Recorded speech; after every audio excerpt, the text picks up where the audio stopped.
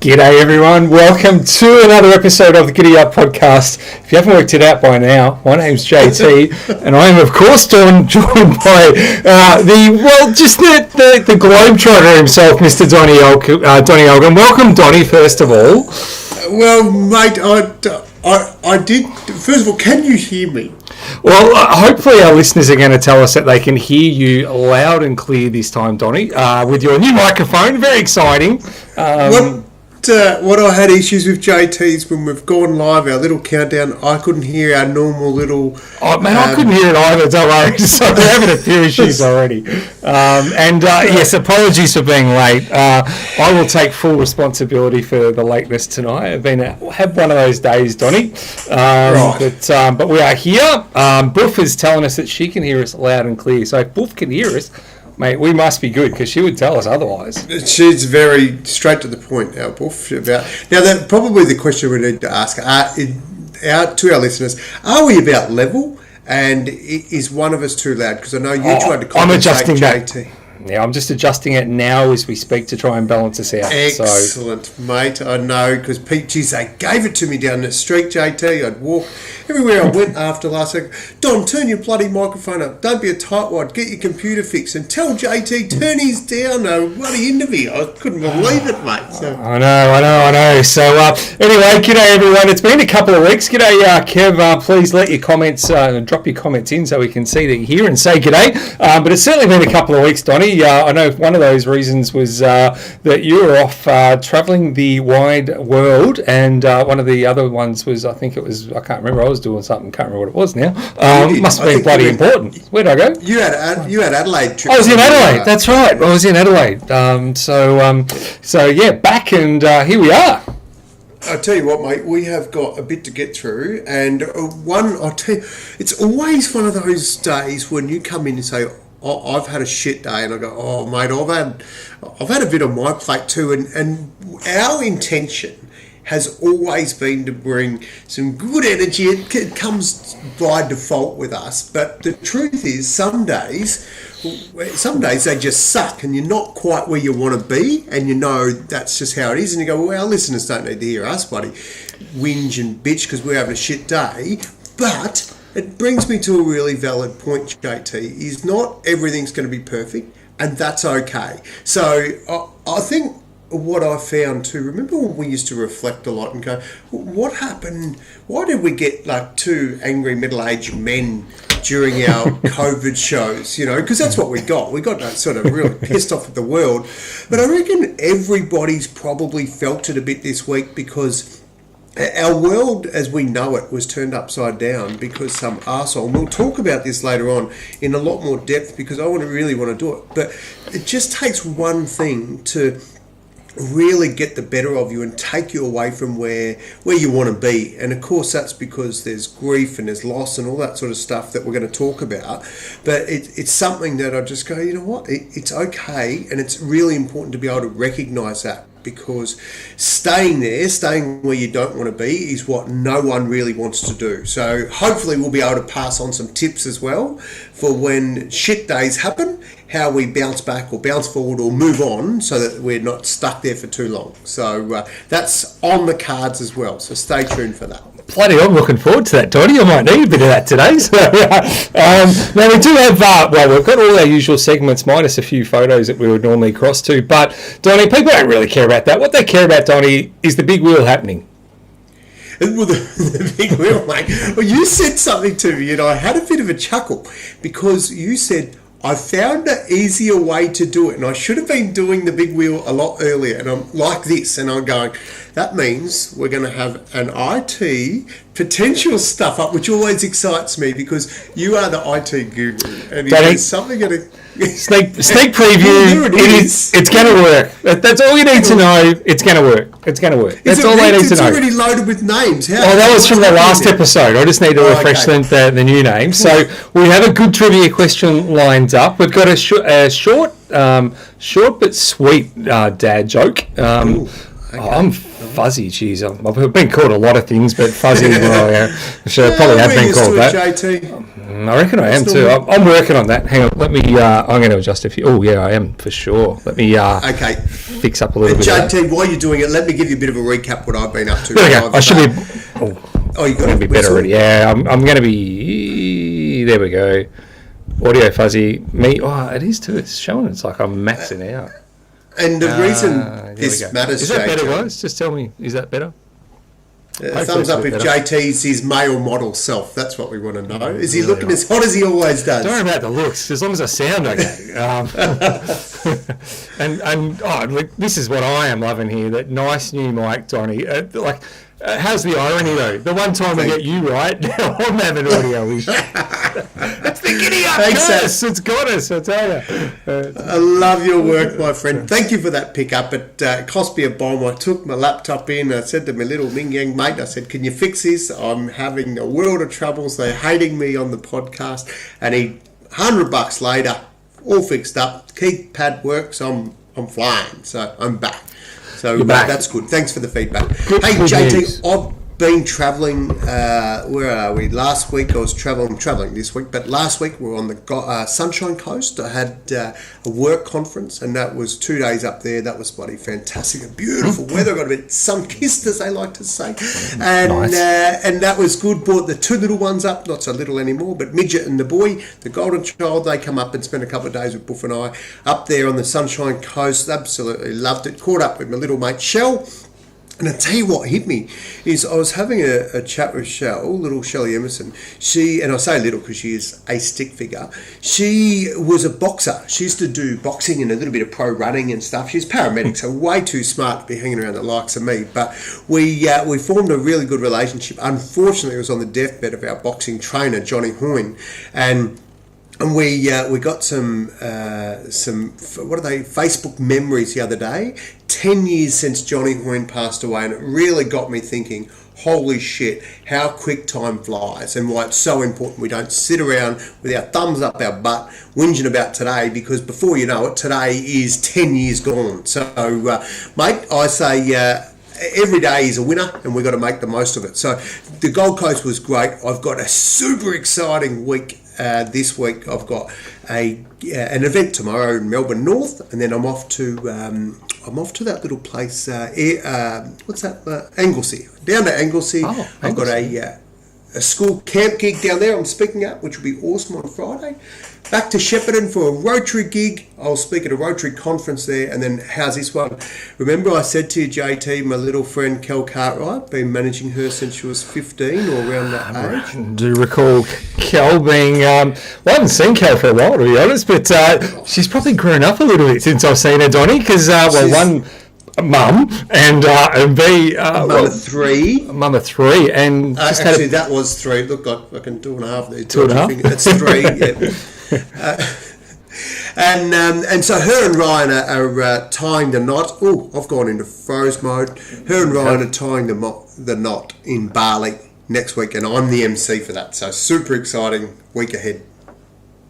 Bloody exciting. And speaking of milestones, thanks, Rod. Good reminder there, mate. 24 years since the Sydney Paralympics. Donny, I remember that. And I'm sure I don't remember it anywhere near as much as you do, mate. So 24 years ago. Rodney Nugent. Now, there's a bloke who knows a bit about running very, very fast. Army amputee Rodney won gold for Australia. Dead set legend. You know what I love? He's doing so much for our community now. He's also making me feel bloody old. 24 years ago, we were at the Sydney Games, and I snuck Buff into the village, like snuck. I don't know what I got her into the village under the pretenses of bullshitting my way past security. It was some of my finest work. So that was also very, very exciting. Yeah, mate. Just to remind everyone, for those who maybe didn't follow along, how did you go in Sydney, Don?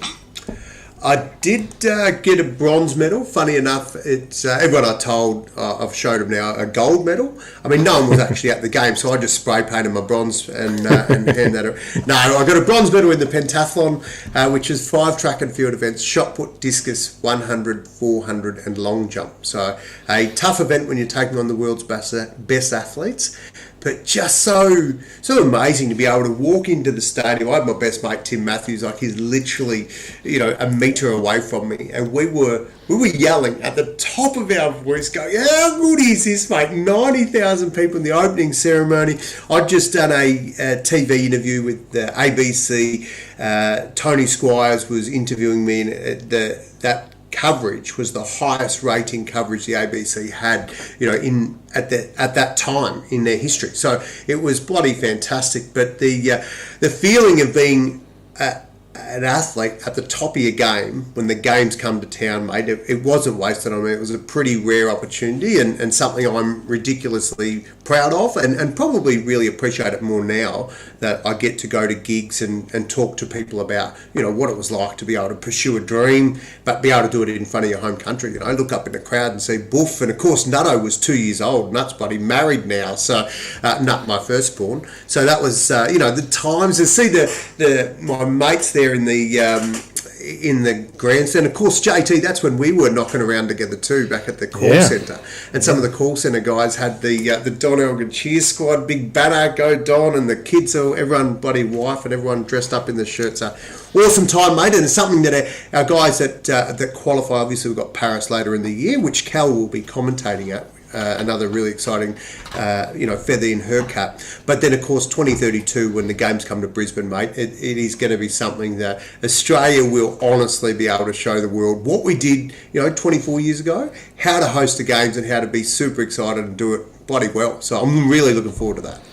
Now, Tony, of all the events that you did way back in Sydney, can you remember which one you dominated in and which one you struggled with?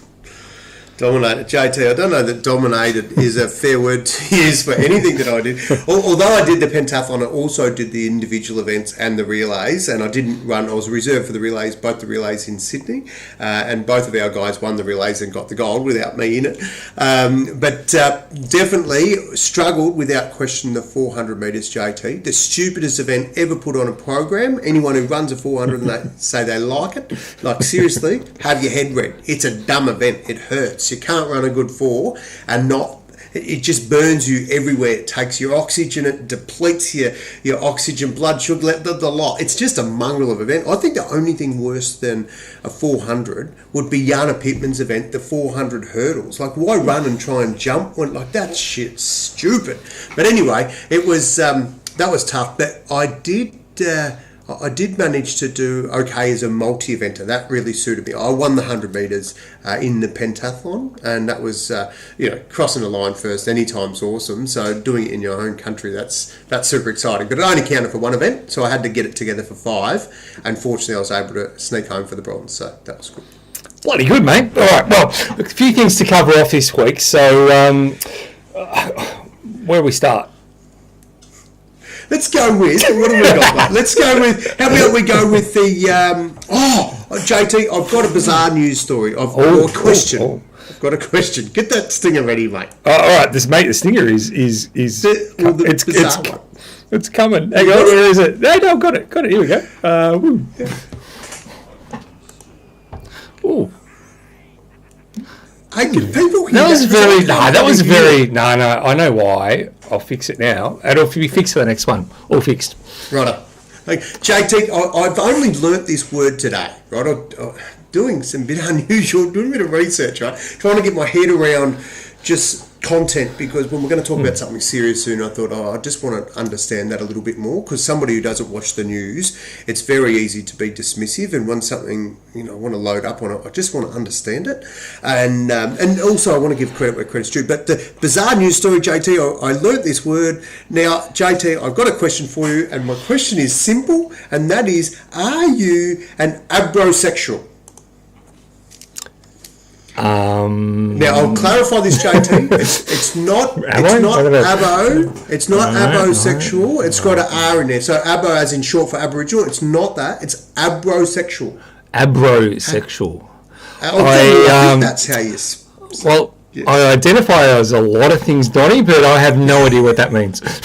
So I'm not going to own it. Honestly, neither did I. I had no clue what that was. I thought, I'm heterosexual. bloke, likes chicks, all good, married for a long time, happy days, right? Then I know there's the gay, 2 blokes, 2 ladies, all lesbians, and then we start getting into the alphabet, LGBTQI and trans and all that sort of stuff. But I hadn't heard yet of abrosexual. I thought, what is it? Let me tell you about this.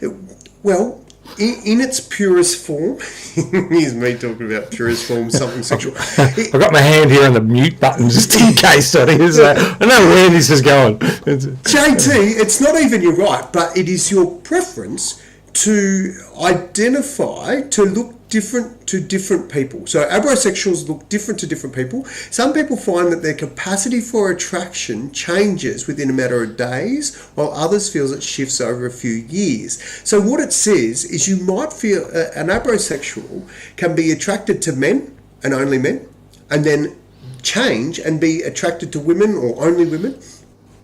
You might feel attracted to people of all genders, and after a few weeks you feel that you're only attracted to of a specific type. So you basically change your preference, JT. Did you, like, I've heard of that at parties and shit, but not actually as in somebody who says, today this is how I feel, this week I'm only attracted to men, but next week, I hadn't heard of that before.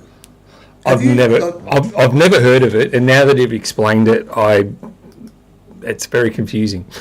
It is bloody confusing. And so the reason I raised it, JT, is it's bizarre. It's bizarre that these things, because what got me going is when I read the article, this lady said, she was a lady, said, I opened up to my friend and I said, I'm an abrosexual, and a friend said, never heard of that word, sure you didn't make it up, is it true? And then her comment was, needless to say, we're not friends anymore. I'm going, what sort of bullshit is that? What is it with our society? Is the moment somebody disagrees with us or doesn't understand or give us a cuddle, we throw them out. I just gone, that's crap, JT. So that's really what got my attention. But then I started going, well, what's this abrosexual thing they're talking about? So if you know, our listeners, our viewers, if you are an abrosexual, if you know of one, or if you've heard it before, just say, yep, Don, that's old news. Because for me, it was brand new today. I was today old when I learnt what a abrosexual is. Donnie, isn't it just a fancy way of saying that it's someone who changes their mind? Well, probably, JT. Probably is that. But I don't think are we overcomplicating it here, or what? It's like no, it's not. But it's not a choice. It's how they identify. It's what happens to them, JT. They don't just go, I'm just tossing a coin. It's actually they're attracted, so they may not be attracted. And yeah, but doesn't that mean that this week, if I understand what you're saying, this week I might say, well, I'm attracted to tall blondes. Next week you know what? I'm really attracted to former Paralympians. Is that what we're basically saying here? That my preferences of what I find attractive changes? Well, yes, JT, but it's more. I tell you what, there is a website for you, JT, because I'm not going to do this justice. I can feel it in your waters, and you might have got me blushing a little bit now. You're saying you're attracted to former Paralympians. I'm one of them. But there is a website. It's called Healthline, and we always want to bring good stuff to our people. So healthline.com is the website. If you want to know more, if you want to check out whether that suits you, because some of our listeners, JT, might come to here for a bit of like, well, I can't talk to mum and dad about it, but JT and Don might talk about it. So seriously though, if people are questioning or not quite sure, it actually gives you a really good rundown of a whole lot of different sexual preferences, choices, words, heteros, and more that I'll bring you in the future, JT. So other stuff I'm sure you haven't heard of. I'm counting down the days already. Now, Donnie, we are going to talk about some, a couple of heavy things. Obviously, I don't think there's any hiding what happened in Sydney, a few days ago, which was bloody tragic on multiple levels. But before we get to that, Donnie, because you have been doing a bit of travel, we just want to let you let rip on a couple of other things. So this is your chance to just let rip on something that I think might be getting under your goat just a little bit.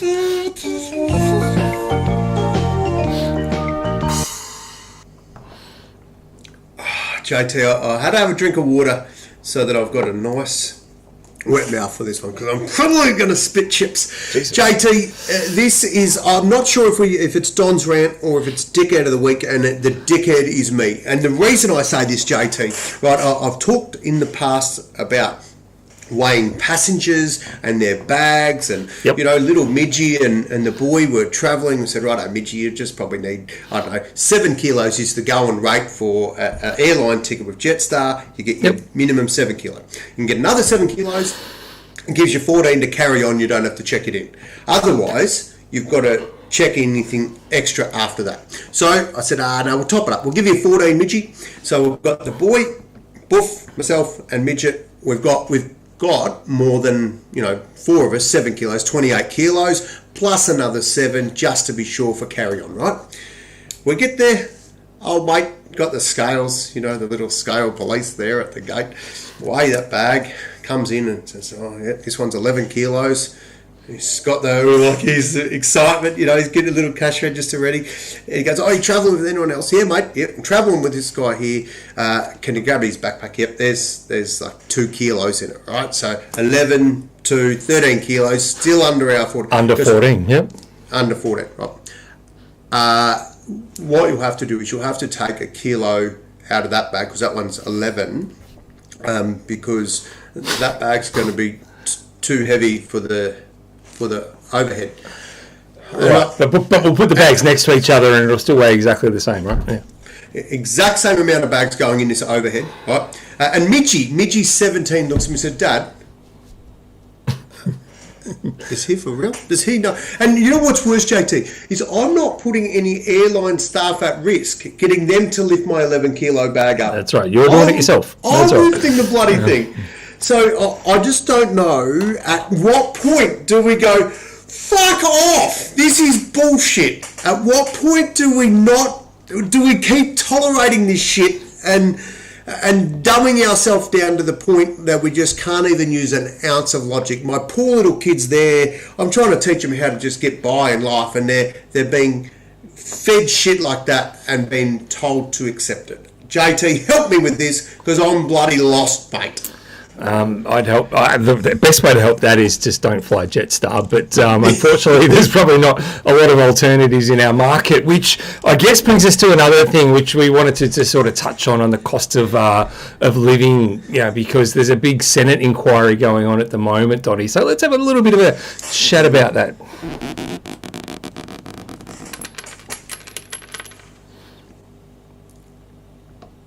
Yeah, JT, I love it when you say, I will fix that, and it's still not fixed. What do you mean? I could hear it. Did you not hear that? I want to know, could any of our listeners hear that stinger? I couldn't hear a bloody thing. Well, it wasn't a big stinger, to be fair, but it was just okay, I still couldn't hear it, so okay. Hopefully they say it didn't, because I love it when you stuff up. Anyway, cost of living, JT, what now? Where do you shop? I know you've got issues. We went shopping the other day and we had a little boom gate thing at Coles. See? No one can hear that stinger, JT. Put that on the screen. Put all them nose up there, JT. They can't hear you fixed something. Anyway, I shouldn't be this excited when you make mistakes, but they're rare. Thank you, humans. I'm loving your work. Get stuffed, everyone. There you go. Kev said, Kev, you are the main man. Yeah, here we go. Kevin's been drinking the vodka that's been going up there. Rodney can't hear, so he doesn't even count. So, mate, I reckon it's about even. We're all good. All right, so anyway, you went to Coles. You encountered the wonderful security gates. I encountered the boom gates where we paid for our shit and a lot of shit, like $500 because we won a lot of vouchers for giveaways and stuff at prizes and things. We'll go to get out the gate, gate stuck. It's like, oh my God, I'm having a JT moment. I looked around and before I could get too excited about it, the gates open because I knew I had an honest face, right? Honest dog. But of course, But it did bring me back to the fact that, you were trapped because you didn't buy something and it wasn't scanned because you didn't buy it. So it did make me realise that the supermarket giants are getting a bit ahead of themselves, JT. If you were a CEO, JT, of, let's say, one of the big two, which is an issue, one of the big two, I know Aldi's good and they're different, but JT, what do you reckon your wage be worth? Have we got any footage on this, by the way? No, we don't, because we would have got into some copyright issues if we did, Donnie. So okay, let me just find it out so I can remember what the figure was. Well, let's just say it's millions, right? I mean, we all know that the salary is millions of dollars, and I guess, you know, obviously we're all feeling it at the checkout at the moment. Is the angle, Donnie, here that they're getting paid too much? JT, yes, a shitload too much. What do you think? Actually, like you have worked in a very, very pointy end of the corporate world, right? Now I'm big on, mate, you get results, you should clip the ticket, right? And I'm good for, I don't know, $1 million. I think that is a lot of money, right, for a wage for a year. And maybe it's not. I don't know, somewhere 1 to 2 mil. I wouldn't get out of bed for less than $1 million, Donnie. I sort of sense that. That's why I'm a man of the people, JT. What if I told you, JT, $8.4 million, JT, the head of Woolworths, Brad Banducci, Woolworths, 8.4 mil, JT. I just had to look that up on TikTok. Don't have a problem with it, Donnie. Are you not concerned that the people are suffering, people that are providing Woolworths with the goods that are suffering, people that are buying it are paying too much? Where does this 8.4 come from, JT? Who's plucking that out to pay old mate? Well, it's coming from us as consumers, Don. But I think, you know, and look, back in the day, I used to probably have a similar mindset and go, Jesus, that is just a ridiculous, high, insane amount of money. But, you know, having sat in the CEO chair for a while, you know, you do get to appreciate the value that a CEO has on an organisation and how that one person ultimately can quite genuinely transform the business. You know, there's all the sayings, fish rots at the head, you know, good customer service comes from top down, all those sorts of things. And that doesn't matter which one you use, they're true.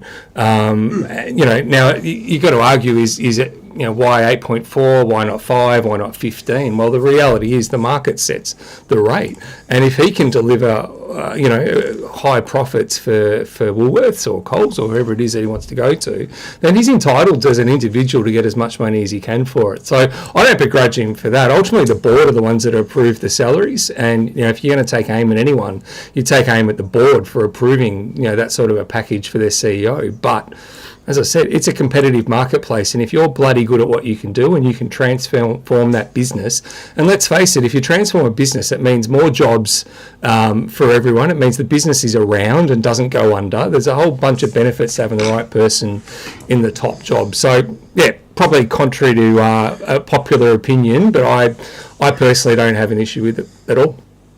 Well, JT, I need to clarify a couple of things. 8.4 wasn't his salary. It was 2.5, wasn't it, or something? McKinney got bonuses. Correct, yeah. And that's the bonuses. So the bonus component. So to be honest, I think his salary's set at about, like, that's fair game.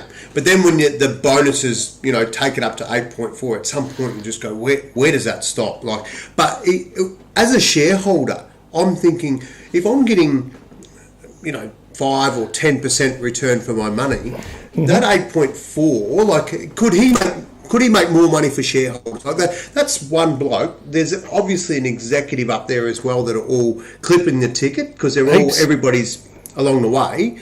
Yeah. Like, at what point do we look at it and go, that's fair and reasonable? Yeah, but to your point though, Donnie, if you had someone, if you put me in the job at Woolworths, who's, you know, completely useless and nowhere near as much experience as some of these other CEOs, and I delivered a loss for you as a shareholder, you'd be pretty pissed off. The job of a good CEO is to deliver good returns for the shareholder. The better the CEO, the better the executive team, the better returns for you as a shareholder. And if it costs $8 million to get the best of the best to get you those good returns, that's what you're ultimately paying for. So what I'm saying now is, and we've seen Rodney pop up there and say, yeah, but they're screwing the farmers and they're making, like, when the economy is hurting, at what point then do we go, you know what, this is fair and reasonable? And Kevin has got a really good point as well, and I'm sure that one's coming up. The tax man will ream him anyway, so in terms of what he's taken home, we can forget he ain't seeing that 8.4, mate. Oh, no, he won't be going close to that. But at what point do we go, he's made it, and it's in line with community expectations. Because what we see is this massive figure, and then we see farmers going to the wall, or we see, like, where do we get the balance?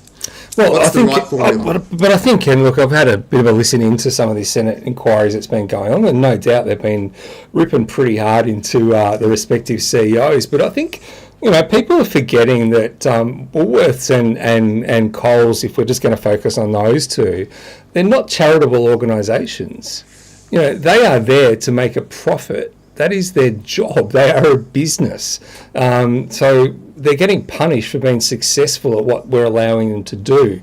If you want to mandate pricing for goods and products and services, then let's go back to a communist country where it's all set. The reality is the market decides. If you think Coles is ripping you off, don't shop there. Go to Aldi. If you think Woolworths are reaming the farmers, don't shop there. The reality is, though, we're all happy to whinge about it, but most of us are too lazy to actually change our ways in how we address it, because it's convenient to go to Coles and it's convenient to go to Woolworths because they're bloody everywhere. But if you really gave a shit, then don't go there, because ultimately that's the one power that we all have as consumers, is to hurt them, is to just don't shop there. Yeah, and JT, and speaking of that, did you see the other day, and there was a massive lift of people power going to the ATMs to take out the cash. Like, I saw the chief of Westpac hemorrhaging when he saw you walk into a branch. Like, that was an issue.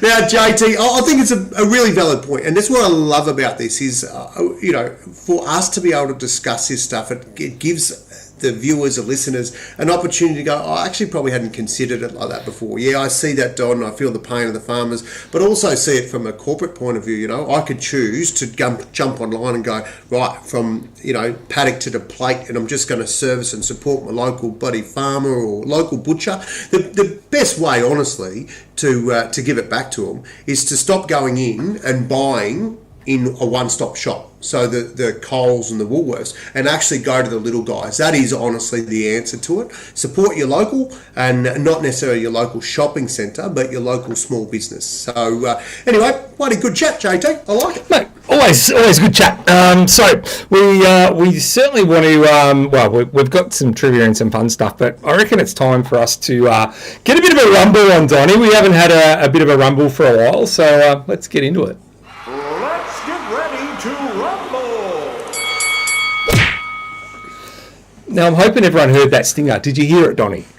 I did. That's why I'm smiling. Boom. He's got his shit sorted. Very good, JT. That was just my tactic to disarm you for this rumble, Donnie. I've got you on side already. Come on. Right. What are we rumbling about, though, Donnie? I know both of us will have some issues on this, and what I love about this is we're not afraid to take either side, right? But one thing that we all hear, and we hear it a lot, in times of grief in particular and loss, right, are these words, our thoughts and prayers, right? And I get it, because my thoughts and prayers, although I'm not a praying man, but my thoughts and prayers are what I would offer, because I've got no real capacity to offer anything else. What really shits me, right, when I hear a politician who has the power to influence and make change come out and go, our thoughts and prayers. And my view is society is sick of hearing politicians' thoughts and prayers at moments of crisis. What we want to see, and why politicians get voted in, is because we actually want you to get off your ass and keep your thoughts and prayers and make some change. Put some coin in, do some things that are going to stop this shit from happening. And we saw it with old, was it Johnny Howard, when the Port Arthur... Gun laws, yep. So, gun laws. Right, we're going to do this, bang, done. Yep. And he bit the bullet, and people were pissed off with it. But count how many semi-automatic gun massacres we've had in Australia since the time that amnesty happened, and then later on another amnesty because you could hand in your shotguns and shit when you decided, we probably don't need them anymore. Well, when do we see action, JT, and not thoughts and prayers? No, it's a fair question, and I think, as much as it was incredibly tragic for the people that lost their lives in Sydney at the hand of a knife, if we still had the guns in Australia, that number would have been significantly higher. And in America alone this year, there's been over 100 massacres already this year. So, to put that into perspective, we lost, 5 or 6 people lost their lives, and horribly tragic. But that number could have been a lot higher had we, had John Howard, as you said, not taken action, all those years ago. So, look, I hear what you're saying, Donny, but, this is ready to rumble. And I've got to say that, mate, our politicians, I think, have a very, very tough job. And I think, given what they do, it's bloody hard to just take immediate action and stand up and be held accountable and, show true leadership. But I'm actually shitting you, Donny. I couldn't agree more with you. All our politicians, mate, are fucking useless. No, they're absolute fucking spineless, useless pricks. And I couldn't agree more, mate. I mean, we're just sick of hearing this bullshit. And half the time, they've created the issue. And I know this was a mental health issue. And mental health is clearly an issue in society. And no one's going to, downplay that. But the reality is the funding is not there to support the mental health challenges that we have in this country. And under the Labor government that they've been in, they're trying to sprout that, we'd put more money into mental health. But the reality is, Donny, that we seem to be forgetting that last year alone, an extra 800,000 people called Australia home. 800,000, and that's why we're hemorrhaging in Melbourne, in Sydney in particular, because the infrastructure is not there. And so, you might have had a pool of, I'm making these numbers up, $100 million for mental health, and you go, that's great. But that was when the population was this big. Now the population's freaking this big because you allowed migration to increase and all the services and infrastructure haven't grown with it. And this is what happens. People slip through the cracks like this guy, and again, people pay the price. Not good enough. And your 100 million is way off, mate. To be honest, we had $12.2 billion was our mental health budget, right? And it had been increased by 3% since 2017-18. So 3%, that's not even tracking with CPI, JT. Mate, so they're saying, it's gone up 3%. Well, tell me the problem hasn't gone up by more than 3%. And so there's no extra funding. In actual fact, if it hasn't kept track with CPI, that's right, it's gone backwards. Funding's gone down. Yeah, exactly. Yeah. And the problem's got worse. So I tell you what, our government, if we don't look at this, and it's one of our biggest killers, JT. Like, we've got people knocking on the doors of mental health hospitals saying, I need help. They go, run along, we're full, can't fit you in. You're not quite at that level yet. Fuck me. What do we need to do, mate? And so I think if politicians don't want to be accountable, we've got to do what everybody else does, and that is use our power to vote people in. And JT, this is something that I'm going to put it on the cards. And that is, I believe that every single politician, except for career politicians, that means the people that studied politics at school, go straight into it and have never actually worked a day in their life outside in a real bloody job or got their hands dirty on a farm or done any of that shit, right? Never actually puts their own skin in the game. When people were going broke, they're still getting the taxpayer-funded wage that they get, not to mention the 400,000 plus or whatever the bullshit figures they get when they retire, right? But I think there should be a mandate. We talk about this in schools and say, righto, we need to level the playing field. We need to make more opportunities for women. We have International Women's Day, and we want to make more. We want to put the spotlight on it. We want to have more women CEOs. JT, I'm all good for that. I think we should have a quota of politicians that absolutely have had to have run their own business. They have to have been the person that's worked on a farm, driven a tractor. They cannot be 100% career politicians. And then we start getting mums and dads putting their hand up and going, I'll have a crack at that. Sure, they're going to step out of line. Sure, they're not going to be politically correct. But I tell you what they'll do is they'll bloody give this country a good shake-up and have the real voices of the people speaking for them. Because at the moment, we've got our heads so far up our politically correct arse, we're missing stuff like this and not making the change we need to. Mate, couldn't agree more.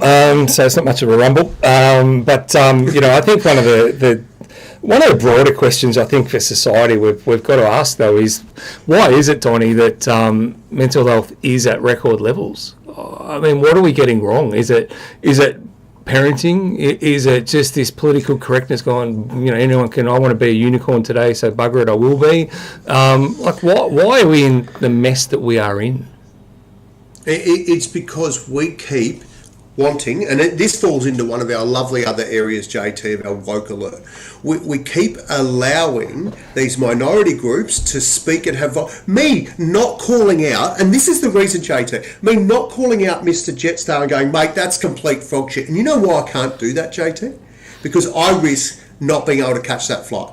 Because of having a view. We have stopped people being able to have a conversation. We have stopped saying, actually, mate, you're shit. Go home, work harder, and come back. And if you want a job here, turn up every bloody day on time. Don't have your mum fucking ring up and say, oh, he's not feeling well today. If he's not feeling well today, that's okay. You get about half a dozen days of that. Any more than that, you lost your job, mate. People can't get fired, JT, because laws and bullshit has changed and we're protecting and we're dumbing ourselves down. So unless we lift the game, unless we challenge this and take it to court and actually challenge things, like the Bruce Lerman thing recently, how good is that? Like when people actually challenge and go, no, that's bullshit, we want to take that even further, and then you get better outcomes. I reckon unless we stop continuing to speak up, and we're scared to speak up, JT. Society is scared. We've been dumbed down. And I tell you what, I saw a bit of that at that massacre. When I'm looking at the footage, people are scared to intervene. They don't want to get involved because people don't stop and help somebody because, what happens if I make a mistake? Am I going to be liable for it? It's like at some point, I would suggest that it's our court system has to go fair, reasonable, no worries, mate. You had a crack, you made a mistake, but that's okay. But until we put some realistic parameters around what just being decent and being able to speak up without the fear of being prosecuted or hammed down or the woke culture bloody cancelling people, then we'll continue to get worse and worse and worse, JT. And this is where I reckon mental health, and it's not all mental health, mate. There's a lot of other things. But I'm a big believer, and I ain't no doctor, so I can't say here's the reason we've got such high mental health. But let's have a look at the pressures people are under just to put a decent feed on the table to support their kids. Like we've never been more access to information and been lost, JT. We've got so much information; it's actually hard to keep up. I agree with what Janine just said as well.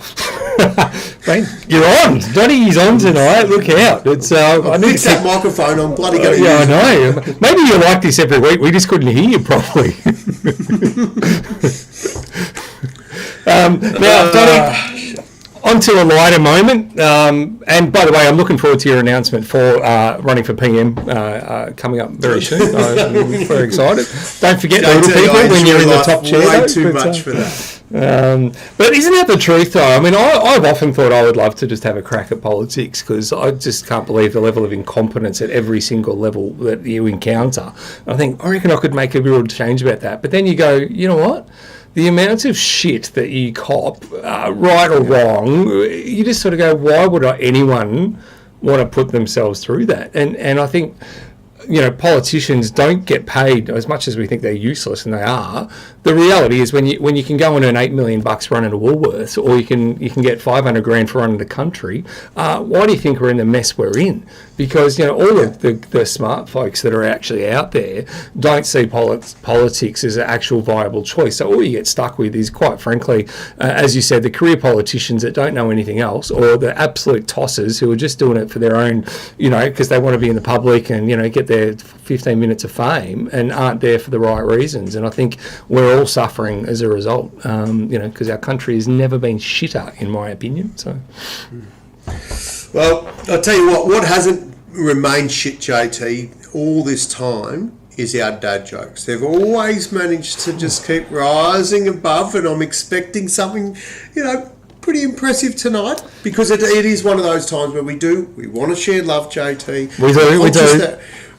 we were late starting, but we really should get to the pointy end of the night, which is why people tune in. It's two things. It's the wheel. It's the fancy little trivia question that you come up with. And I'm a bit intrigued with this because you did sort of ask me something. Like you referenced me about a reality TV show, and I just thought, fuck JT, have you been listening for any of the last 4 years we've been talking? Mate, I don't do a lot of telly. So what, JT, what have we got? Have you got a trivia question? Let's just get to the trivia question straight away. So if you're there and you're watching and you're ready, you know the drill. Just type in the letter of the answer that you want to go with. So tonight's question... Right, this is where we've got to warn everybody to get your second accounts ready. You're going to get on the wheel, by the way. The wheel is loaded ready, so we are ready to go. All right, the trivia question here is, and what do they win, Donnie, again? What do they win for trivia? JT, it is a mental health improving spank. That's what it is. It's got a new name. You drink so much of it, you actually got any brain cells at all. No, so this stuff is pure gold, no hangovers, and it's a flavour of your choice as long as I've got it. Otherwise, it's my choice. But all somebody has to do after the winner of the wheel, all they have to do is just message me and say, "Oh, Don, my favourite flavour is," or "What are your options?" And I'll say, "Oh, we've got honey, we've got blackcurrant, we've got bloody lime, we've got mango, strawberry," like JT, the list goes on and on and on and on. Love it. But the key is they get a little nice little 375ml bottle of spank vodka. Fantastic. All right, well, here it is. The trivia question for tonight. Richard Hatch was the very first winner of what TV show? Was it A, Who Wants to Be a Millionaire? Was it B, Survivor? Was it C, America's Got Talent? Or was it D, Deal or No Deal? Richard Hatch was the very first winner of what TV show? All you need to do is type in, I should say, A, B, C, or D, and you will get yourself onto the wheel to win a wonderful bottle of spank. And you've got about 10 seconds to go. Get those answers in. JT, remind me after the winner about Deal or No Deal. Right, who is this? What is it? Oh, what have we got? Bang, there we go. The answer is... the winners are coming in thick and fast too. Still Survivor. coming in with daylight savings somewhere in the world. You got time. Quick, get him in. So... all the people that got it wrong the first time. No. So JT, Richard Hatch, when was this? Do you know what year it was? Oh, way back then. Has it been around for a while, Survivor? I would have thought, I'm sure someone will be able to look it up really quickly. I would have thought at least 20 years ago would be my guess for the very first Survivor. Yeah. So there we go. All right, so Donnie, before we get into the dad joke, we had some other stuff that we had to cover off. What was that, JT? No, I actually have no idea. I was quickly trying to look over. Right. So, hey, JT, I'll tell you what I did. Let me tell you about Deal or No Deal, JT. You do that. I'm going to load up the wheel. You tell all the listeners about Deal or No Deal. Actually, before I do, I just want to shout out. Have we got Hero of the Week, JT? No, but we can quickly have it. Let's do Hero of the Week because it's weird and it's a weird one, but I want to do it. So Hero of the Week. I just wanted to see if you got your stinger right and put you under a bit more pressure so you can get this wheel done. JT, Hero of the Week comes from a terrible, terrible circumstance, and that is, of course, the stabbings in Sydney. And our Hero of the Week, in my opinion, without question, was the female police officer who arrived on scene, Inspector Amy Scott. Obviously, I haven't seen the footage. I don't know what happened, but it would be an absolute harrowing experience to know that you're hearing of all this stuff and you're on your own and you're confronted with a knife-wielding madman and he lunges at you. Fortunately, she had a gun and went bang, shot that motherfucker dead. I could not be happier, and I know I've had long-winded conversations with my beautiful daughter Jordan about, Dad, there's no place for the death penalty. You know what? This isn't really the same type of situation for the death penalty. However, it absolutely does stand to say that in a country where you need to go, this is the authority, and you are also have your life in danger, and you manage to do your job that you're trained for. And just because you're trained for it doesn't mean you're going to nail it when it counts. But Amy absolutely nailed it, and for you, your life will change. Everything you know, you'll be in the media, and you may never have wanted to be in it. You're an inspector, but seriously, you did what you needed to do, and you probably saved a shitload of other people from tragedy. And so too the French fella, and I think him and his mate on the way to the gym, and they had the bollards. Are going to try and belt the bloke with the bollard. Bollard man, yes. Grabbing the seat, and then I see Elbow come out and go, mate, he can stay here as long as he wants. He's got a month left on his visa, but he's welcome to stay in Australia. So, yeah, bloody oath he would, because that's the sort of shit you go. So Amy and that French guy, I don't know what his name was, but good on him, because, you know, anyone who's confronted with that sort of shit, it's not like we're sitting here, JT, and we can have a conversation and go, yeah, I'll fucking coat hanger. Like, you're not, it's happening, bang. You don't have a time to think. You just have to fire an action, and they just did courageous actions that no doubt saved lives, and good on them. Heroes of the week. Mate, couldn't agree more. Well deserved, guys. All right, Donny, I think we've got time for a bit of a joke. I hope so. Can we squeeze it in? All right. Get it in. All right, let's do it. All right. Dad joke of the week. All right, Tony. I'm looking forward to this. This is it's something light today, Jade. We all need a laugh, don't we? So, look, often the jokes are really long ones, Donny, but I thought tonight they don't always have to be long to be good. Oh, there you go. Sounds like we're visiting the midgets at the Paralympics. Short and sweet. What do you got? Right, so a businessman went into the office and he found a very inexperienced handyman was just painting the walls. Now, the handyman was wearing 2 heavy parkas and it was a really hot summer day. So thinking this was a little strange, the businessman asked the handyman, he goes, mate, why are you wearing the parkas on such a hot day? And the handyman showed him the instructions on the can of the paint. He said, well, mate, it says, for best results, you know where this is going?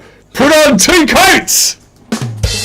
Oh, JT, I thought, how did that get past the guard? All right, let's hear it from the people. Come on! JT's dad joke. Oh, God. I'm expecting like it. that. Come on, bring it. That was bloody good. Come on. They'll be laughing at that, JT, there I'm sure. Go. I'm happy with that. All right, that was a paid advertisement. All right, what do we got? Something about a wheel or something? We do the wheel, JT. Get the wheel up there. We've got the people chomping at the bit. They're going to get crazy and start throwing midgets soon. And big shout out to my little mate Janine, by the way. Right, here we go. What do we got? Who's on it? All right, okay, here we go. Wheel time. Lighting up. These are the winners so far. Oh, Choco's on there. I think we're a little bit off centre there, but you can see the name. That'd be unusual for us to be off centre, JT. I know, right? That's about as close as I can get. And if I can get that to there and get that to that. All right, okay, here we go. So we are good to go. Good luck. The answer, of course, if you didn't say it, was Survivor. Richard Hatch was the first winner of Survivor. So good luck, everyone. Away we go. So, did he win a lot of money or just survive, Joe? I think he did all right. Where's Ben or Choco? I'm not sure which way it's going here. There, Choco! Oh, little beauty! Well done, Choco. You have got yourself a wonderful bottle of Spank, so make sure you just reach out to Donny and let him know what flavour you're in. If you're not sure which one, well, just ask and he'll give you the full menu. Bloody oath I will. Mate, you're going to love it. You will love it. I've got one just in mind for you. It's going to be great. Righto. Well, JT, I think it's closing statement time. A big week. Oh, shit, closing statements. JT, I've got one. You've got one? I'm reaching for my closing statement. Is it my final thought? Is that what I'm going with? Final thought. Yeah. Here we go. This one, I've been pondering this one for a few weeks. All right, here we go. Righto.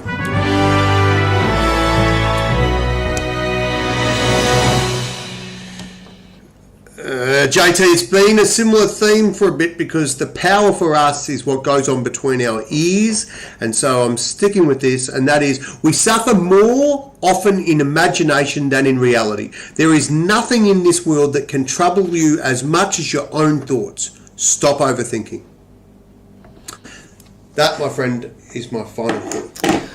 Love a final thought from you, Donnie. So, everyone, thank you for watching. I know we're a bit late tonight. We will be back again next week, hopefully on time. We're coming in from Bali, JT. Bali, there we go. What time that What's is? the time zone differences, Donnie? I'll be on holiday too. It's a big chance I'll be pissed. I shit you not. Oh, there you go. You got to tune in for that one.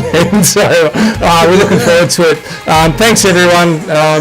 Always love having a chat. We miss talking to you guys. Donnie, closing statement, closing thoughts. GiddyUp. There we go. Awesome. All right. Have a great week, everyone. And we look forward to seeing you next week. Bye for now.